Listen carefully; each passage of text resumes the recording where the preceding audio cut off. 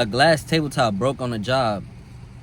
I promised the company that it'll be fixed and installed by the next morning. Most men make excuses here, and I made a promise. This is the moment you find out how useful you really are. I only had a few work hours to fix a mistake. When the job went wrong, everyone panicked, everyone complained, everyone had excuses.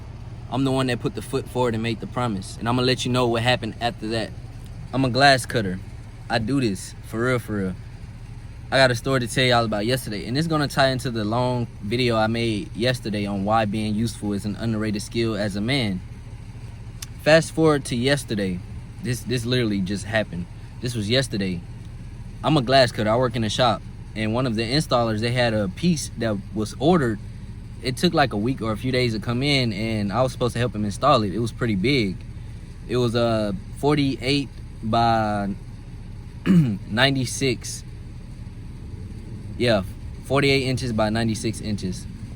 Glass tabletop with the custom holes drilled into it. Like, each hose was a different. Like, one side was like 24 and a quarter, and then one hole was like 24 and a quarter from, you know, the length and the width. So you have to be precise. You gotta know how to measure. You gotta have some type of skill. So the glass was ordered, which it was better to be ordered and faster, but we could work on it at the shop. It'd just be a bigger, kind of longer job. They ordered it, so I helped him that morning when I got to work. I helped him go install it at the job because it was a big piece. And this company I worked with before, I delivered tabletops to them before, and this is not my first time, you know, going the extra mile for them. So they know that with me.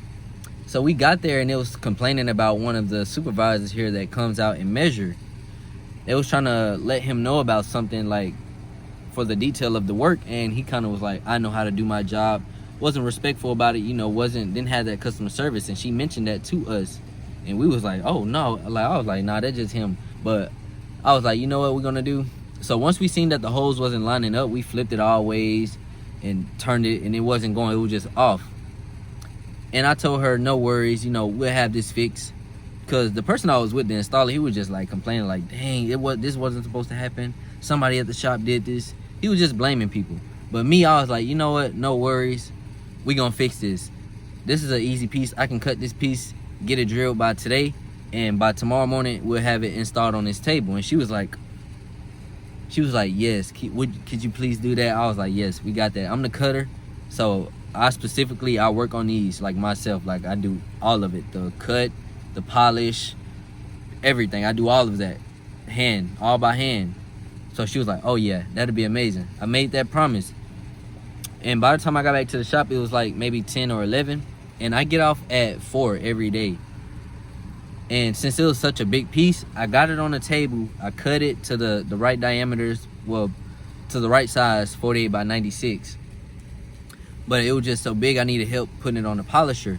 I ain't had no help in the shop, so I had to wait on one of the installers. They ain't come back until like 3. Bro, they ain't come back until, well, I'm gonna say like 2:40, 2:50.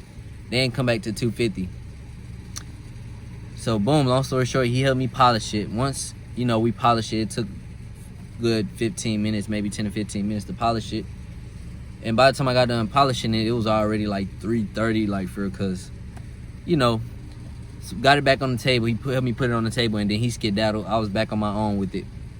So from there, I just measured my holes, made sure the holes was precise. I made, like, I ain't gonna lie, I had to quadruple check on each side, like, just making sure, cause I'm like, I made a promise. And then today's our last day of work for the break. We finna be out for like a whole 2 weeks.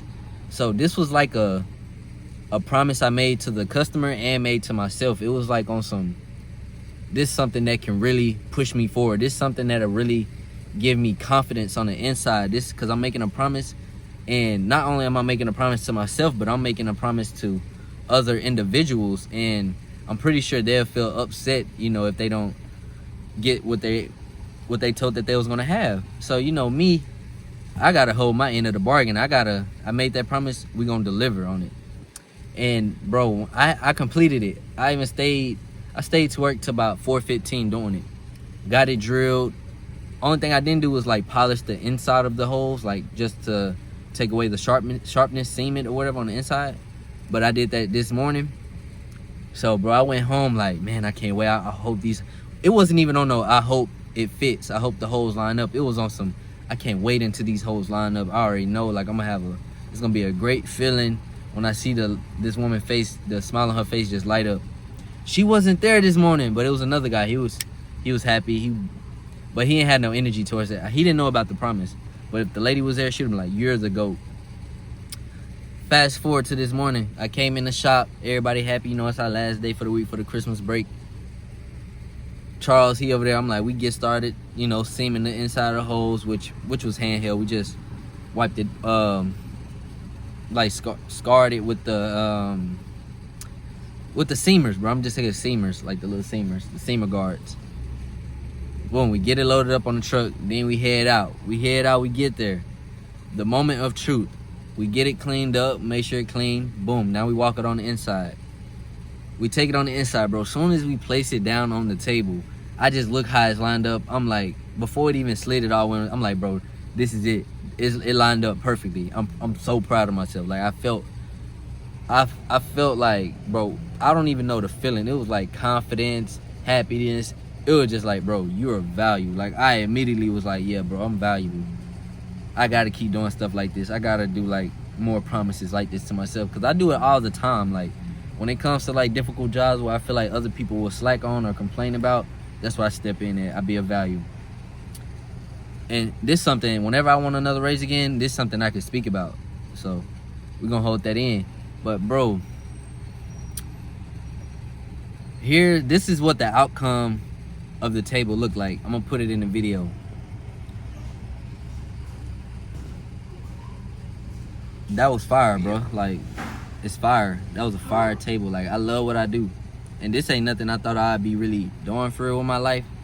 But whatever I do for work, you know, I put my all into it. Like, you know, I'm not just gonna give out anything. I'm not finna just put my name and put my work on anything if it's not up to the quality I want it to be. I'm gonna get it out to you efficiently.